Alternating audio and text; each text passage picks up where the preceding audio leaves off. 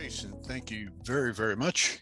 And good day to everyone, regardless of what time zone you may be in, morning, afternoon, evening. What a great pleasure it is to be with you and to be able to spend some time with you to talk about what I find to be, to this day, still a fascinating topic. So I will welcome all my fellow transformers. We are going to go through the topic of the day, digital transformation, and let's see what kind of trouble we can get into. Let me fire it up. Hopefully you can see that. Confirming we can see your screen, Ken. Thank you very much indeed. This has really been a topic that I have been studying for quite a number of years, and it is just remarkable to me, the doubt, the questions that people still have about digital transformation, as if it's something new, something mysterious, and we're going to talk about that throughout this session. We are going to talk about all right, let's see if we can change it. Now, I know that that's a snappy logo, and frankly, I was surprised that I liked it as much as I did. So just so you know that if you want a sweatshirt afterwards, you know, I only take cash, and I don't believe in that digital stuff, so don't bother with anything else. This is a true story. This is what motivated this discussion for today. This actually happened. A client just a few weeks ago asked, well, what's your view about what digital means? How can we be having that discussion in 2021? How is that possible? When was the last time you had a discussion about how do you define ERP? Hey, supply chain management, how do you handle that? What do you call that? What do you define it as? This is an anomaly. This is really giving us a warning signal, I think, is safe to say, about the lack of clarity and therefore the likelihood of people making bad decisions about digital transformation. They are leaping to the hope that digital transformation will yield some amazing results if we can only find out its formula, if we can only find out how to really cap that genie in the bottle and let it out when we need some magic. We are going to reference what's going on in this area today. We're going to, and if you noticed on the screen before, we talked about the digital transformation and to identify direction without being directed. I might point out that this individual asked that question. My boss wants me to do a digital transformation. Okay, what kind of direction have you gotten? Nothing. He's given me nothing. And that is all too common. So we're going to talk about our findings about digital transformation, some of the common challenges that people have already experienced after weeks, months, or even years of doing digital transformations. We're going to talk about our primary methodologies. It's going to be 10 steps, very succinct. Do this, do this, do this, to yield the best results in our view. And where in the business areas of your respective companies it would be best to direct your efforts. And then we'll talk about how do we value the results? How do we look at the benefits or the lack of benefits, perhaps, so that we can try the next transformation process and yield more favorable results? We're going to get all into that. So let me go through our agenda today, and we're talking about a very brief review of digital, current business environment, because it's the business environment and it's the COVID influence and impact on the business environment that makes this a relevant topic today, and we'll explain that. We'll talk about evidence of how CEOs are feeling about the future and how and when will businesses return to business growth. When is that going to happen? We'll talk about 3 phases of business as a concept, and we'll talk about the nature of processes, 2 ingredients that are essential to understanding the way in which you can maximize the impact of a digital transformation. We'll talk about a goal, very, very clear goal of doing all this digital transformation, and then we'll walk you through those steps. With regard to a brief look at digital, what I have here, and I know this violates every law of presenting, but it is a collection of academic research, different authors on the topic of digital transformation, but evidencing over and over and over again the sheer lack of consistent thinking, consistent understanding about what digital transformation is. It is just amazing. This one I loved, about the 28 different sources, 23 unique definitions, only in IT. But the one that I like is down at the bottom, because I think it's a very important point. We're talking about digital. We're saying that, in this particular quote, talking and referencing about 2014, that there really is a fragmented understanding about digital transformation. 2014 made me think about another episode that took place, and that was work being done by a researcher at the University of Southern California, who, as part of his PhD work, wanted to quantify the world's capacity of stored information. And as the chart is showing here, from the beginning of mankind to not too long ago, stored information during our lifetime had been in an analog form. And that's, stone carvings, that's film, that's books, that's parchment, that's on and on and on, different examples. According to this researcher, somewhere around 2004, we had a crossover. The crossover between analog and digital, the world became more digitally stored than analog, and it's been onward and upward ever since, never looking back. So it is in relatively recent times that we have seen this crossover, and therefore can contribute to the argument of why is this a relevant topic now? Well, we just did a pretty significant milestone not too long ago. Ken, what's your definition? What's your definition in Infotech about digital transformation? I have to tell you, I still, since 1996 and Nicholas Negroponte's book, Nicholas Negroponte was one of the founders of the MIT Media Labs. This is an exercise that's been around for a long time, and it is a function of converting and transforming atoms to bits. And I just haven't found a definition more elegant than that. And we all know in our lifetime, just one lifetime, the amount of digital transformation of atoms to bits has taken place. Anybody been to Blockbuster lately?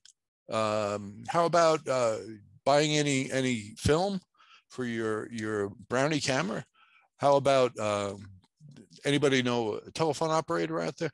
This has been going on for decades, for the entirety of IT's existence, which it was was formally recognized as an industry sector in the 1950s. So clearly there's nothing new with regard to digital transformation, and therefore it just adds to the mystery of why when a CEO says, I want you to digitally transform us, and well, it didn't just start last Wednesday. So let's take a look at the business climate and why this makes it relevant. Now, I'm going to turn your attention to the bottom of the chart, and it's just astonishing numbers that you can see here. As you can see, it's dated December 21st. This is as of yesterday, nearly doubling in those categories. Just an unfathomable impact from a horrendous situation that is just not adequately describable. And yet the impact that it's had on economies around the world has been devastating, in addition to the medical and human impact, which I in no way mitigate. It has had a profound influence. And I think when you look at from an economic perspective, what the toll has been, it has affected all 223 nations of the world and territories of the world. And you may have read that even there was someone detected with COVID-19 upon his arrival to his scientific station in Antarctica. It is a devastation beyond description. But take a look at this, and this is the climate that CEOs are looking at, that there are a couple of truths involved here, that all pandemics come to an end. All recessions come to an end. And therefore, in anticipation of that better day down the road, what do we need to do to take advantage of the recovery so that we can get back to some degree of normalcy? And as you can see here, we thought that the global recession, just 10 some odd years ago was devastating. And it was clearly devastating. The harm has been even greater due to COVID. So this is the business climate that CEOs find themselves in, and therefore, how are they feeling about things? We turn our attention to the PwC survey that's done annually. It's usually revealed at the World Economic Forum held in Switzerland during usually the month of late January, early February.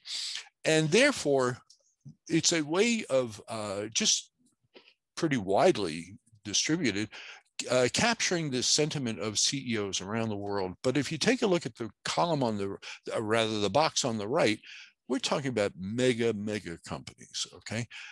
Nonetheless, mega company CEOs were very united in their view that 76% of them answered the question, do you believe that you'll see economic growth and it will improve sales over the next 12 months? 76% gave a very favorable answer. But that, again, that's big companies. Let's take a look now at the small company view. And this particular one comes to us from Wall Street Journal's Small Business CEO Survey. So virtually no respondents were in organizations above 500 employees. And here's their view, that from an index perspective that they conduct every month, that we have seen the depth and now heading back towards a much more favorable view. The height never exceeded February 2020. That's before we could even spell COVID. The index now is heading back in that direction towards where we were last February. Things are looking up from a business perspective. And then when asked the question, do you anticipate the economic environment, the business environment, your sales environment to increase, remain the same, or decrease during the next 12 months, very similar to the large organizations reflected in the PwC survey? 73% said, yes, I feel very confident that we are going to see an increase in sales during the next 12 months. So with that said, given the climate, the situation we are in, hopefully the situation we're coming out of and heading towards, okay, how and when will businesses return to growth? When is that going to happen? How is it going to happen? Well, there are a number of tricks. There are a number of ways that companies can get back to growth. That's par.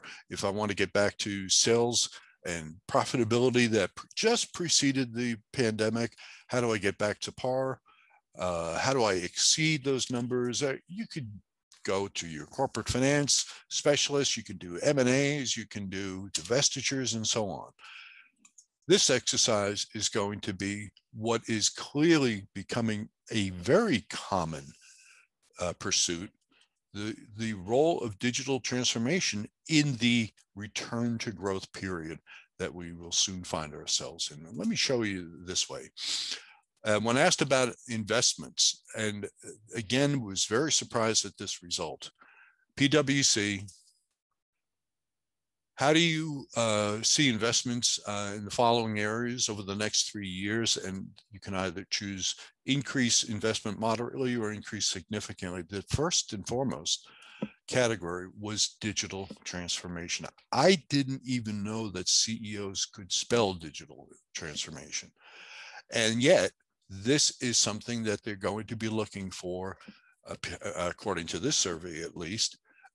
So don't be surprised if you get a knock on the door and let's say, what are we doing to get back to growth? Well, I have an idea. Let's talk about digital transformation. It is going to become a more and more common topic for discussion and as a strategy. So the point here is we have this mess. We're coming out of it. One of the multitude of ways that we can get back to business growth, exceed par where we were before the recession and the pandemic. This is a chart that's showing here in the United States, according to the CDC, that given current course and speed, we are here in March and we're expecting 90% of the population to be vaccinated and therefore yielding herd immunity. And then we can get back as a nation to business growth. Now, obviously, this is a moving target, and there are just many variables that could throw this off. But nonetheless, from a planning perspective, CEOs are saying, I need to get back to growth. Many CEOs are saying, I want digital transformation to be that means of growth. And when will we kick it off? It's going to be a 2021 event. We need to get ready for it. So in talking about digital transformation, we really need to get our heads around a number of concepts, the first of which is thinking in terms of 3 business phases. Now, everyone on this call is involved in this aspect of business perspective. And if you look at time, as time goes by, when you see a product that is sold, a service that is sold to somebody, it goes through this timeline, starting with a twinkle in the eye. I want to sell this to company X, or I want to buy blah, blah, blah. Okay, it begins there. And that business phase is all the activities, all the people, all the occupations, all the processes that take place prior to the actual sale of a product or a service. So we're talking about new product development people. We're talking about marketing people. We're talking about salespeople. And on and on. But they are, you can picture in your mind the people within your company that you know them by name. But if you look at that, yeah, that person is involved in activities related to pre-sale activities. There's the moment of the sale. Cash register rings, metaphorically, of course, or not. There are people that you know who are involved in those activities, order entry of some sort, or point of sale machinery or systems, etc. There are people who are in that phase of business, not the one before and not the one after. The one after is you have to fulfill as a company because your people sold stuff.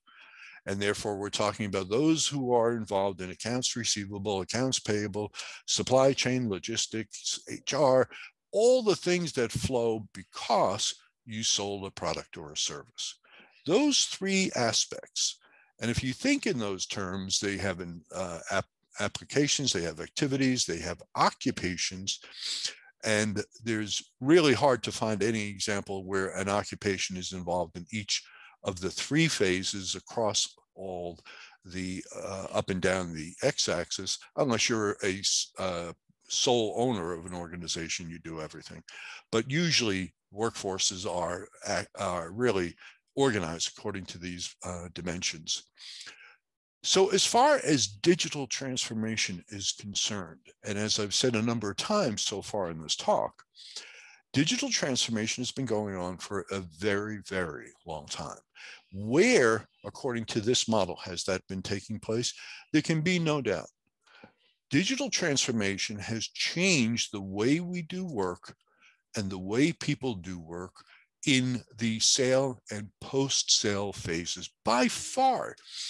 If you look at the trillions of dollars that have been spent in the last 5 decades for information technology throughout the world, clearly these are the 2 phases where that has been directed and invested.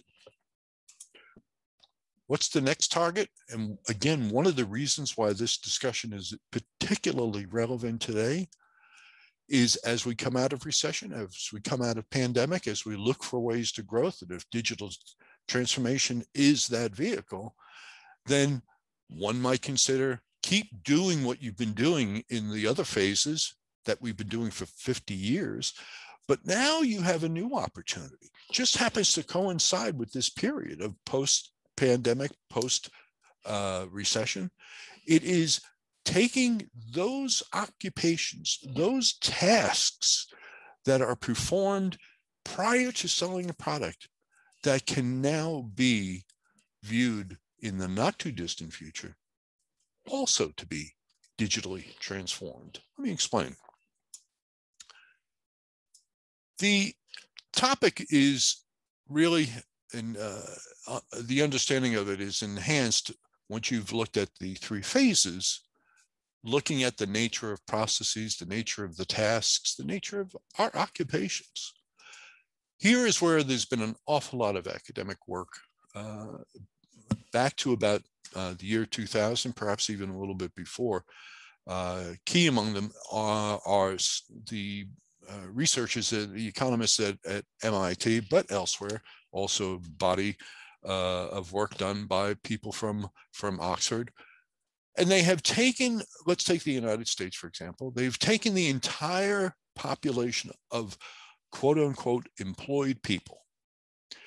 And that number for the United States is about 155 million people. 155 million people are engaged, formally engaged in employment.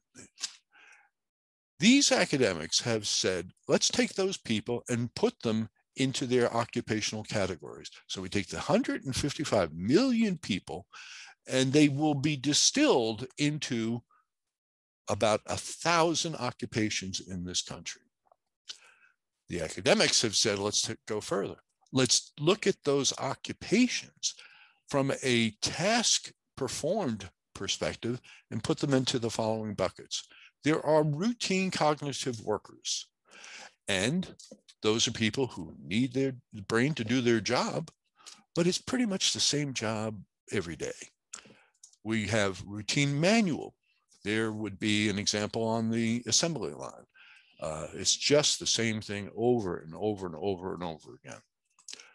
There are non-routine manual, and those examples are, for example, there are not too many software companies looking to replace waiters and waitresses. You need your brain to do the job, and every day is different, but you're mostly exerting manual labor. Non-routine analytic and non-routine interactive make up the category non-routine cognitive. And the point being that you can take those 155 million people, distill them down to 1,000 occupations, and take those 1,000 occupations and put them into these 5 buckets. Now, history tells us digital transformation has been around for a long time. Where has it been directed for the last 5 decades? Into the routine processes and tasks. And we all know people who have been affected by this. We all know cities and locales that have been impacted by this, that the routine worker has been digitized, the work being done, I should say, has been digitized in those realms for 50 plus years. Here's where the new part is. As we come out of recession, as we come out of pandemic, we're looking for ways to grow. And if you pull off the shelf the digital transformation book, and where would I go with digital transformation? Keep doing what you've been doing with the routine jobs and tasks. But now, for the first time in this process, you can look at the non-routine worker, because we are seeing the arrival of new technology topics coming up, particularly in this case, intelligent automation, where technology can now enhance or even replace non-routine analytic workers, non-routine interactive workers. This has really not happened much before. And yes, artificial intelligence has been talking about this for quite some time, but there's not too many people out there still meaningfully investing and playing with AI. This is a brand new world, and therefore worth your attention. We are recommending keep doing what you've been doing with the mature solutions. Start focusing on the non-routine positions within your organizations, and we're going to walk you through that process in a moment. What's the goal of doing this? Why would anybody go through a digital transformation? Just for the fun of it? Not likely. What is the overall goal of this exercise? And for those who have gone down this path, it's very, very simple. We're going to digitally transform that which will deliver the greatest financial benefit, whether it's sustaining existing customers and therefore sustaining existing revenue streams, finding new customers and therefore new revenue streams, increasing productivity. It's the big impact that people who succeed will be looking for when they say, let's take that digital transformation book off the shelf and let's head for this direction that will yield the goal of yielding the greatest financial benefit. Pretty easy. For that reason, as you remember on the cover slide of this presentation, you want to make sure that your digital transformation effort yields a little bit more benefit, financial benefit, other benefits, productivity benefits, than automating the corporate lunch menu. We're really looking for the biggest impact. Where can that be? Here's how we suggest you find it. There are steps that we are recommending. Generically, look at your business, and this is a more mental process. View your organization, view your company and the people within the company in terms of there are those directing prior to sale or pre-sale related activities. There are people who engaged in moment of sale activities, and then there are people who are engaged in fulfilling the fact that you sold products or services. Think in those three realms. Second step, go to your general ledger. And this is incredibly important. Go to the general ledger and identify in descending order the greatest revenue creating products, services of your organization, and then the top 10 expense related categories from your general ledger. If you're going to automate something, if you're going to digitally transform something, let it have the biggest effect possible. And therefore, that's why you want to go to the large numbers first. If you do the 37th greatest expense of the company, then it's probably not going to show up on the radar. Head for the big numbers first. Third, list all the occupations involved in those activities that we just talked about, the selling of product or the managing of business expenses. Think of all the occupations, list them down, which will take you to now categorize those occupations according to whether or not they are routine cognitive, routine manual, non-routine cognitive, non-routine manual. There is a scientific way to do this that we help clients explore and discover, but this is critical. This is critical. Step 5, pick a business phase prior to the sale, the moment of the sale, or post-sale. Pick a phase. Choose a product or a service that is congruent with that phase. A business expense, a revenue-creating product or service. Next, select a specific occupation. Usually the most numerous people in a particular occupation for supporting that product or that service. Determine whether that occupation that you chose as a candidate for digital transformation is one of the 4 categories in the nature of work, routine or non-routine.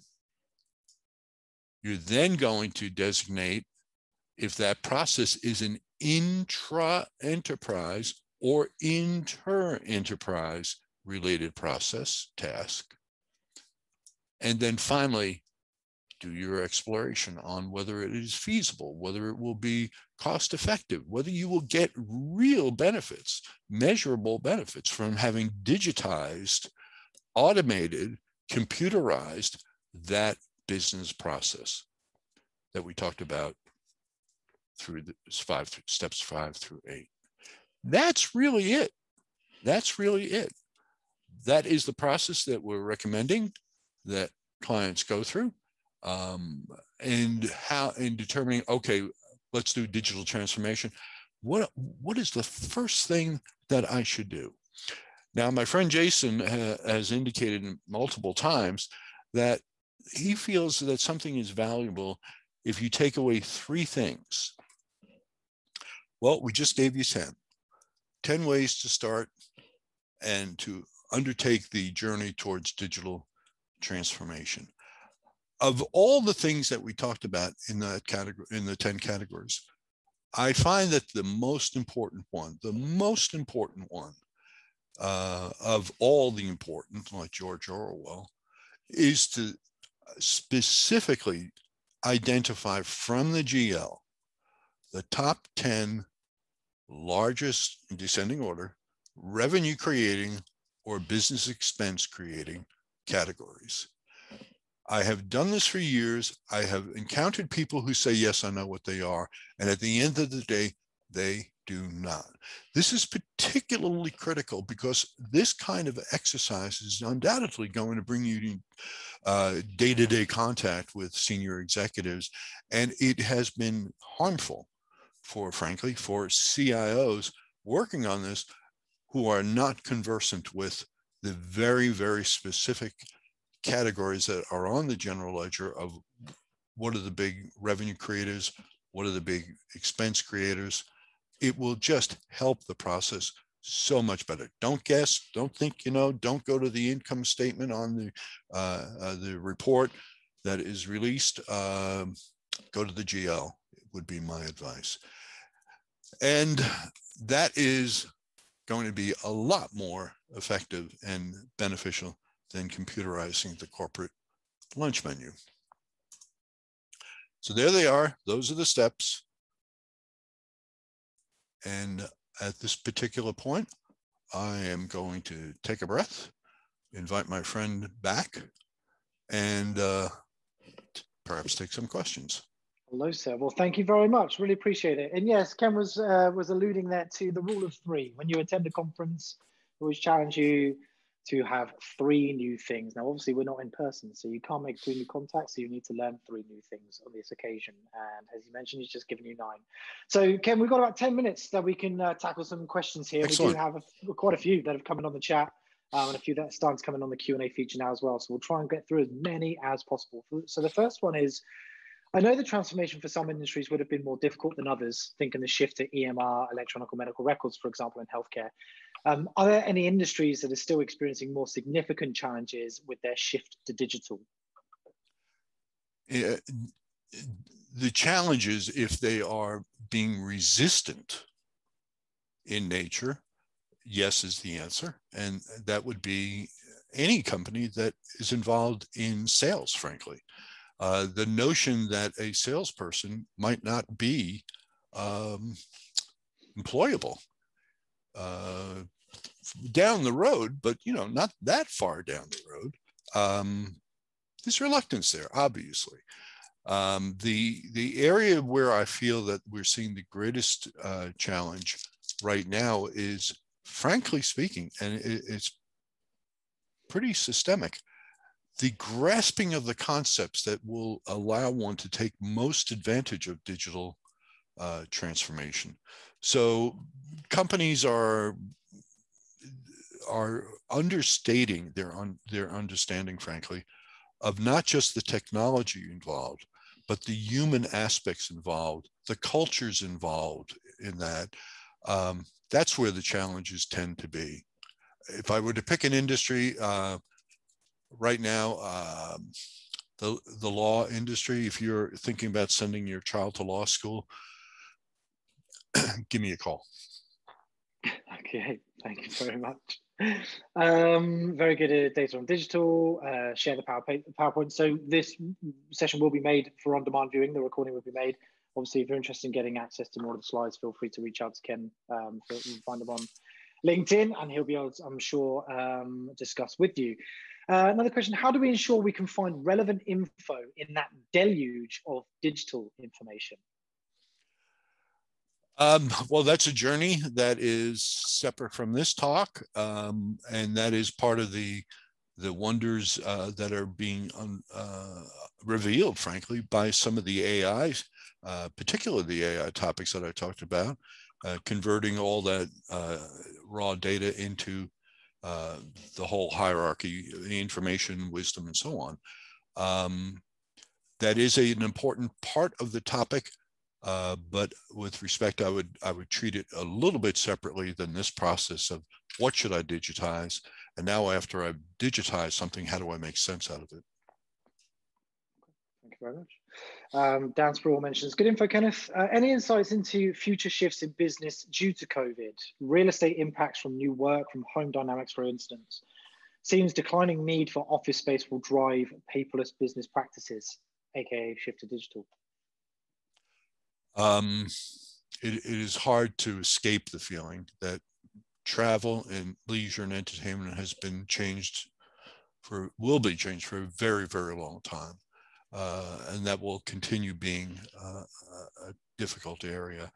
The notion that I need to get in a car and go from one building to another building, we may have broken the back as far as that's concerned, and work at home far more plentiful than we would have thought had there not been a pandemic, because we've been talking about work at home for a long time. An industry that could be in trouble, I said earlier, all recessions come to an end, all pandemics come to an end.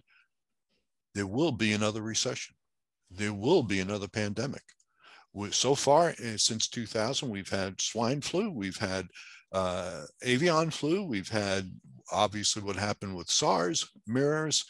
There will be another one. Will there be one as pervasive right now? Stay tuned. I cannot see at this time, I don't see the research data supporting the inevitable demise of any particular industry sector yet, but it's on our watch. Okay, thank you very much. Brian mentions, great idea with the GL. I typically think of digital transformation as adding revenue side to the GL. Do you see the same? Well, we want to just treat them with equality, because frankly, it has not been the case. The processes involved in, if you look at your income statement, the expense side of the income statement, 50-year head start. If you have an opportunity, if we were in more normal times, Jason, and you had your audience there together, and you ask people, because I've done this for a long time, how many people in this audience, please, are working on a project introducing IT capability to a job function for the first time? Hands, please. No hands go up. IT is a world where we are redoing that which IT has already touched many, many times. I'm redoing my ERP system, new supply chain system, and so on and so on. It is very, very rare to find somebody who's working on something for a task performed manually. Enter sales. It is still one of the most, if not the most, manual-oriented task and workforce existing today. Excellent, thank you. Very quickly, another one here. Can your model be applied to mission-based organizations such as nonprofits? Absolutely, absolutely. And I hear the same, particularly with regard to the public sector. They all have financial statements. They all have occupational roles within them. They all have the opportunity to review what if we were to put this under the digital transformation magnifying glass, would it be worth transforming? So a very, very energetic yes to that, not only for non-for-profit, but also for public sector. Fantastic, thank you very much. There are several types of problems that do not seem to fit nicely in specific buckets, but touch every bucket of business activity. Example, tracking and quantifying number of perfect orders. How do these types of processes tie into your staged process? I would look at that. Where does it occur in amongst the three phases? And it's clear by virtue of it being an order worthy and warranting a review, it is in the post-sale. Something occurred between the moment, the instant of the sale and the post-sale realm. That's where I would take my attention. And it does beg the question, by the way, is it really, do we really properly expect one human being, a CIO, to have mastery over those three phases when they incorporate so many different occupations? Just the thing that you're talking about, how do I find what happened to a particular order? Is that the same human who has equal ability on forecasting the likelihood of wanting a product? Question. All righty. We've got time for one more very, very quickly. And those are requesting the slides and stuff, and the 10-step slide, for example. Again, as I said, I recommend you reach out to Kenneth, and he'll be more than happy to share that information with you. But final question coming in very quickly would be, I'll take this one from Neil. Certainly, the revenue generating will be unique to each of our organizations. Are there any common findings for highest spending? Once again, Jason. Certainly, the revenue generating will be unique to each of our organizations. Right. Are there any comments or findings for highest spending? The answer is clear. The answer is no. And simply because not enough data.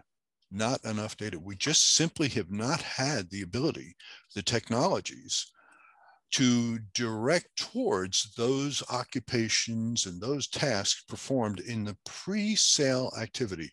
New product development, marketing, sales. Not enough data, but it is going to be, it is a key area, obviously, for Infotech's research, and it will be a key area that the CEO will knock on your door and ask about in the not too distant future. What's all this intelligent automation I'm hearing about? Stay tuned. Excellent. Well, thank you very much. That brings us to a close of the opening session of the Mid-Market IT and Security Leaders Content Week. So I'm going to request everybody, wherever they may be, behind their screens, to join me in a virtual round of applause for Mr. Kenneth McGee. Thank you very, very much, Kenneth, for your insights, your guidance, and obviously